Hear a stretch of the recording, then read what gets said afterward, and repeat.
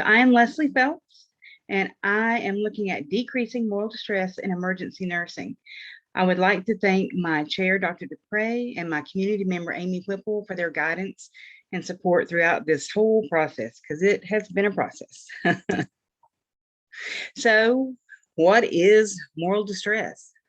Moral distress is the emotional state that arises when a nurse is faced with a situation causing them to do not what they feel is ethically right, but what they have been tasked to do or made to do according to rules or policies. So this causes a moral dilemma, which can lead to anxiety, depression, and burnout.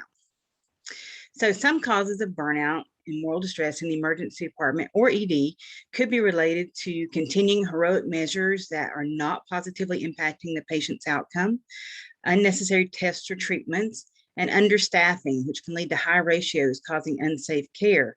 So why should we worry? Moral distress is experienced by more than half or by most experienced nurses, causing them to leave, possibly.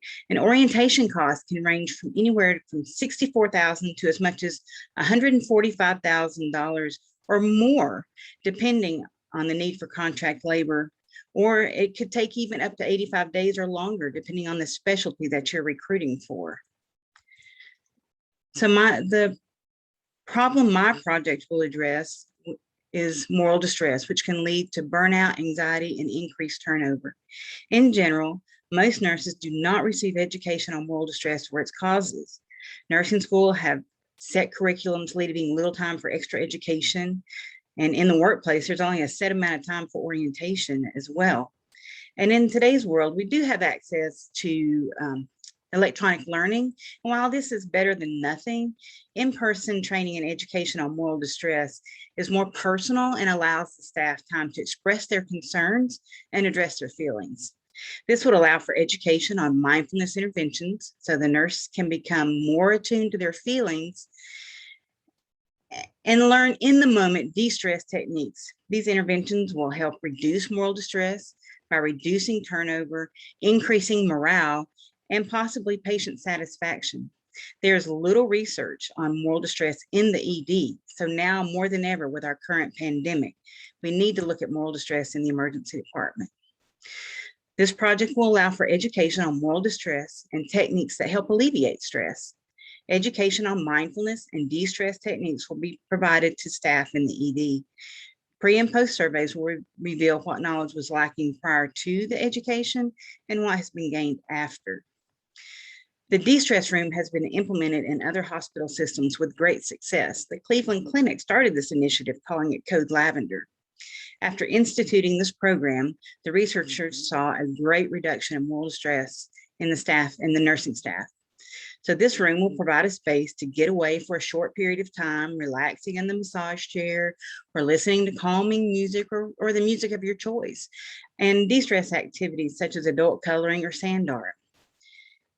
The evidence-based practice question guiding this project is, will the education and techniques provided to the staff of Park Ridge East Emergency Department lead to decreased stress and increased intent to stay? The project is needed now more than ever, and especially in the emergency department where I am. By 2025, the nursing shortage is projected to be more than 500,000 nurses, and that's in the US alone. Moral distress can lead to burnout, exhaustion, physical illness, and turnover. Burnout is an occupational hazard that is experienced by nearly half of all nurses during the lifetime of their career. Burnout can lead to decreased productivity, decreased patient satisfaction, and heightened medical errors due to the sheer exhaustion of the nurses. Another need is to increase retention rates for staff. Retention rates are a problem in nursing, and especially among new graduates. Also needed is an increase in mindfulness and resiliency among the staff. Mindfulness is purposely bringing your attention back to the present moment and not overreacting or being overwhelmed.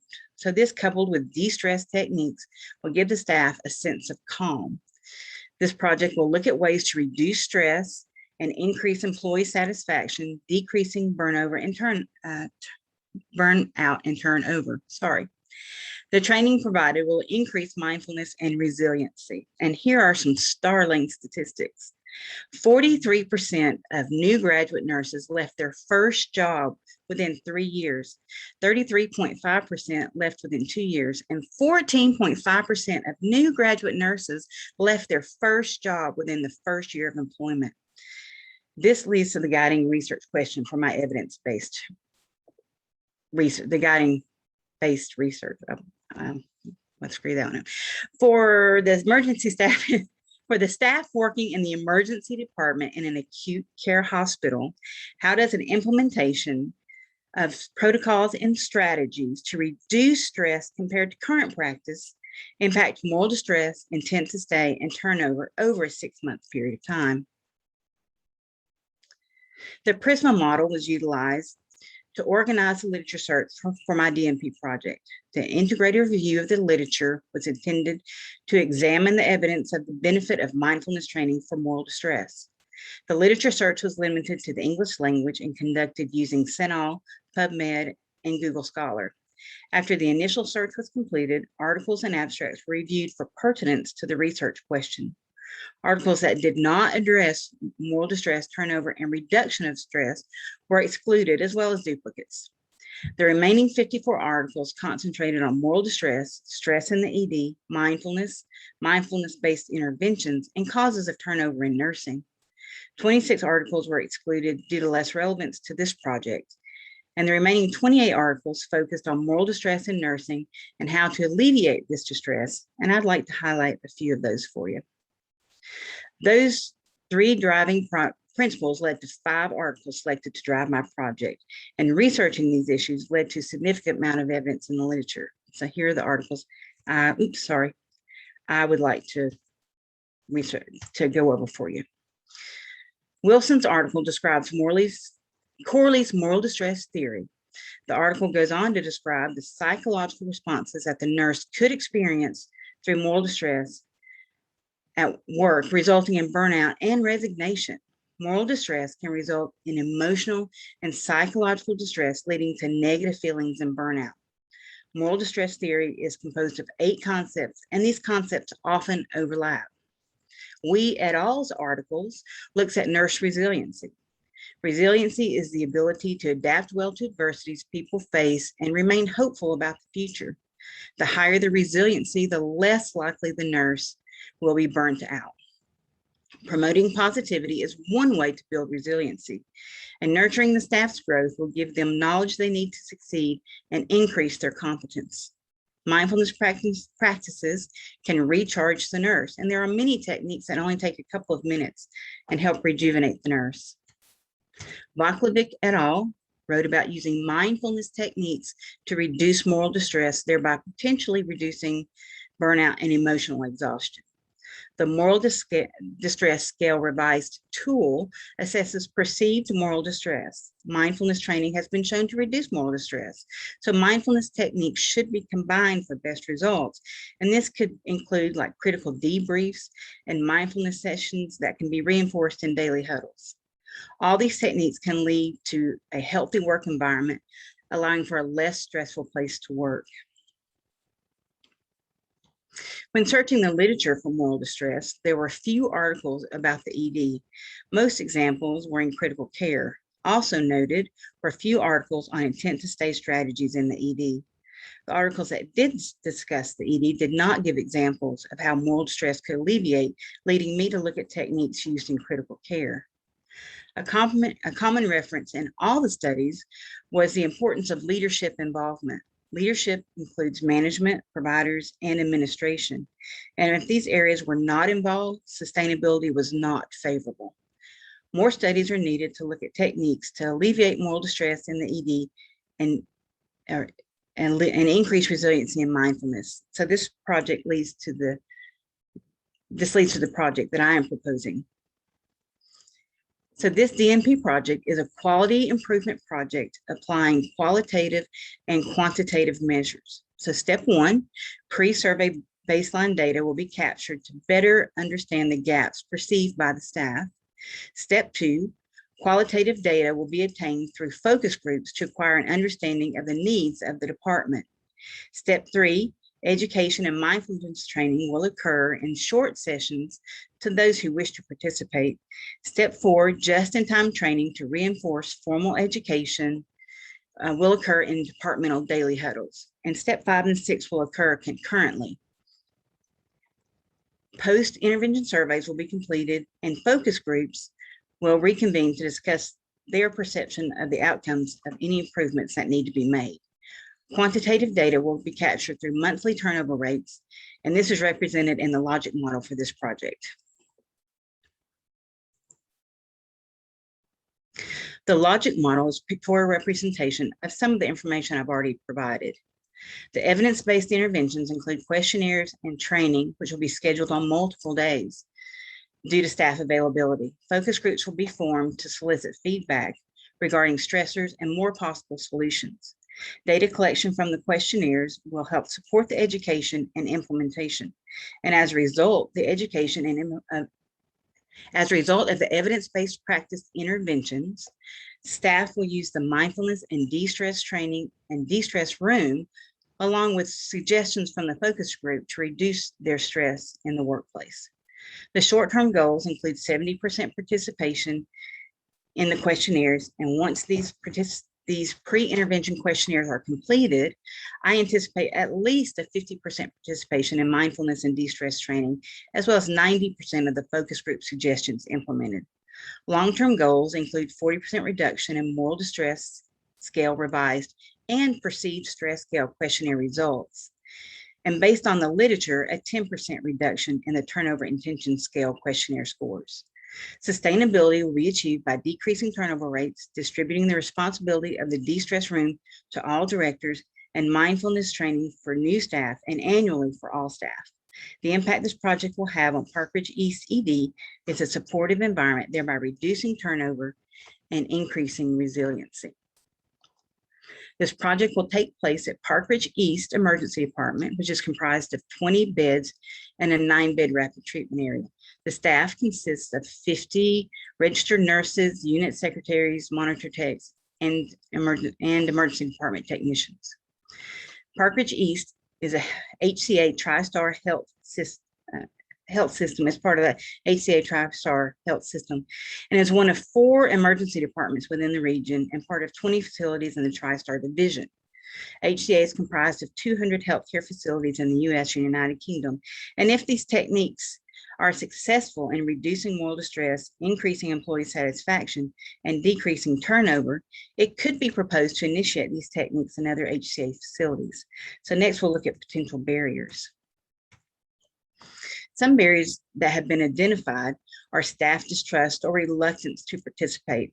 Time is a valuable commodity, so the staff may be reluctant to give up time to learn these techniques. Space at Park Ridge East is limited. Working with the CFO to find space for the de-stress room is of utmost importance. Currently, the turnover rate is flat, but with the present environment, turnover may increase due to the increased demands for travel nurses or just needing a break from a stressful environment. Support for this project has come from the administrative team at Park Ridge East. This will be trialed in the ED, and if successful, other departments will be included in the training. To be sure of the need, a SWOT analysis was conducted. The supportive administrative team is one of many strengths throughout the Park Ridge system. This, in combination with teamwork and dedicated staff and leaders within the department, is a great strength. The ED is an exciting place to work, and usually it's a pretty easy to recruit to. But although the ED is exciting, fear of the unknown can make it hard on the staff. So this, along with increased workloads, can lead to staff dissatisfaction. And meeting metrics, the defined metrics, can be a challenge and can lead to negativity. Recruitment of new staff, along with retaining the present staff, is definitely an opportunity, and gaining the reputation of the ED that cares about its staff will increase the interest of new candidates. Threats to the ED are the reputation of negativity and high turnover if we can't retain the staff that we currently have. This could lead to medical patient errors resulting in reportable events. Also, there's much competition for experienced nurses in the area, making it very difficult to recruit locally. So by completing a SWOT analysis, short and long-term outcomes can be identified. The short-term outcomes are projected to be a 70% participation in data collection pre-survey, 50% participation in the mindfulness training provided to the ED staff, and 90% of the suggestions from the focus groups will be implemented. Long-term outcomes include 40% decrease in the moral distress scale revised and perceived stress scale score, and a 10% reduction in the turnover intention scale. The impact of this project is a 5% reduction in the turnover rate of the emergency department and a 90% increase in resiliency training for the staff when onboarding and annually for all staff. The benchmark data has been collected, and I'm here seeking your approval to move forward with this project. Once approval has been granted, IRB submission will be completed, and looking for approval in January or February of 2022 for that. Starting in February, focus groups will be formed and all surveys administered to participants. Once this is complete, mindfulness and de-stress education will be completed.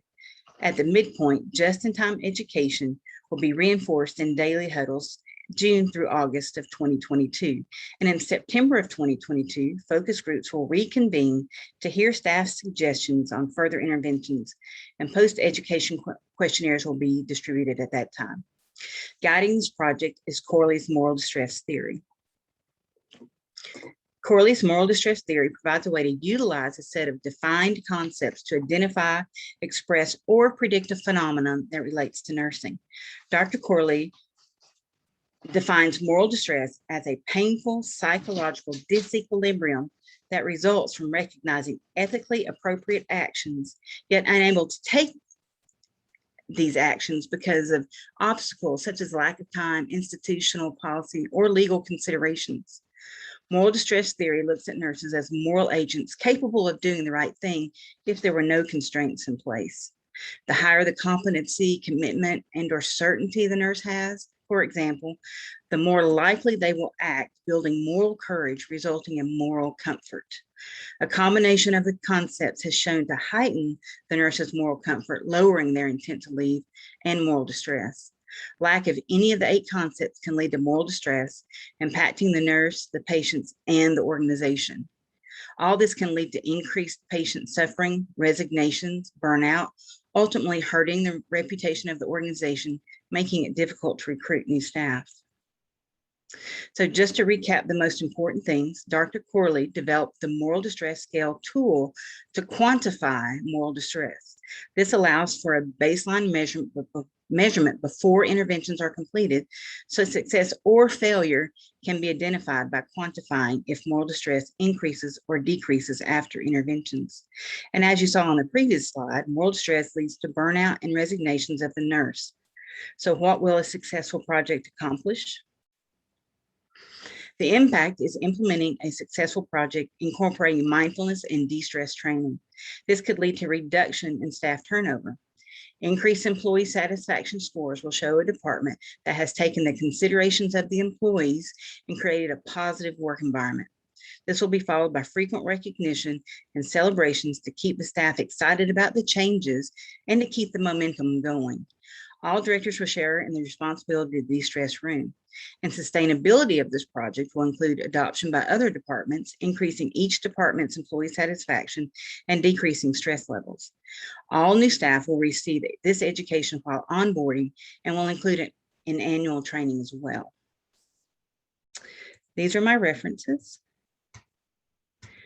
And what questions do you have? Thank you so much, Leslie. We'll open up the questions to your committee first. Amy, you want to go ahead and give us your thoughts?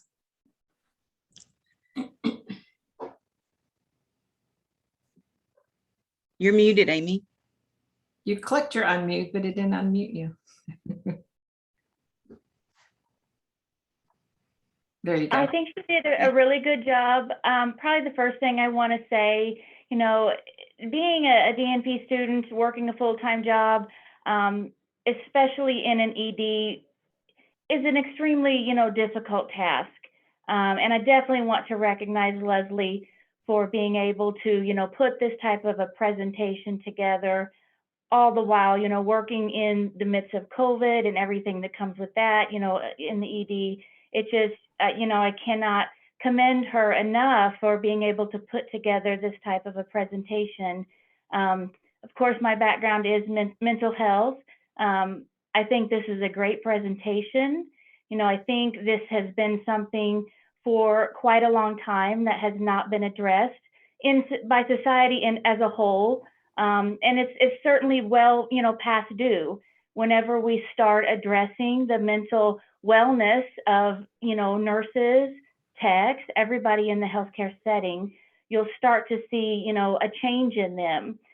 So I think Leslie has done a great job by just starting that and just letting others know that it is okay to talk about mental health and mental wellness and in the healthcare setting. And we have to be able to be the front learners, the front leaders of taking care of our staff as a whole, that nurses, you know, are not there just to check off tasks or check off boxes, but, you know, they have to, you know, not only take care of the patients as a whole, but take care of themselves as a whole. And nursing administration of the facility in general has to be the front runners, you know, and accepting of that and giving the staff whatever resources are needed for them to be able to take care of themselves. And I think this is one of the first steps in that direction. Thank you, Amy. And I just wanted to personally thank you, Amy, for your support of Leslie through this project. I know you've been there many times. We've all met, and your support we couldn't do it without our community members. So thank you so much. Thank you. And good job, Leslie. I know Thank you. I stumbled a few times, but presenting is not your favorite thing to do, but you did a great job. I think your project's going to be well received. thank you. So looking forward to the implementation. Thank you. Are there comments from or feedback for Leslie from the group?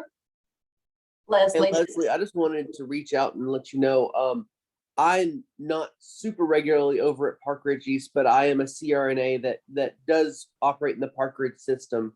And I know that there's a lot of construction going on at Park Ridge East, and they're renovating a lot of the areas. And you were mentioning like a lavender suite or a lavender room. I think you might have mentioned code lavender. I had an idea. I don't know if you reached out to security and possibly walk the grounds. As you know, in a hospital, there's always areas in the hospital that are underutilized. And you're focusing on an emergency room, but this is a multidisciplinary as far as nursing staff burnout. And I know that Tammy and Deborah are also heavily vested in the Park Ridge system. And we would love to be resources for you in any way that we can to help you facilitate this for your project. Thank you very much. I look forward to it. And I will certainly call on you all. And Summer, I'd love to have your contact too. Absolutely. I'll send her your information. Thank you. Leslie, this is Dr. Jackson. I had a question. Yes, ma'am. How is the de-stress room being funded? Is that like coming out of nursing funds or just mental health or employee assistance, or how is that being funded, please? Well, Deborah has graciously found those funds for us. So that is how it's being funded. So thankful for that.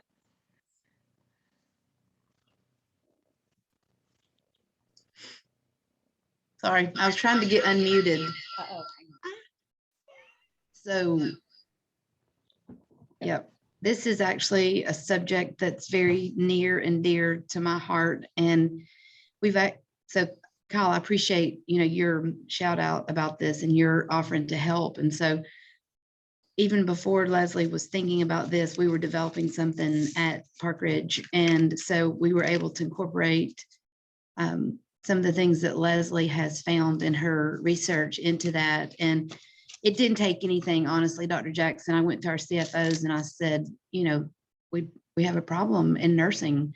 And I think you're right, Amy, in saying that this has been going on for a long time, but I think COVID has brought it to the forefront. So Yes. they were very gracious and, you know, gave us the funding to buy the, you know, the chairs and, you know, the other things that we needed. So very supportive chief financial officers. Thank you, Leslie.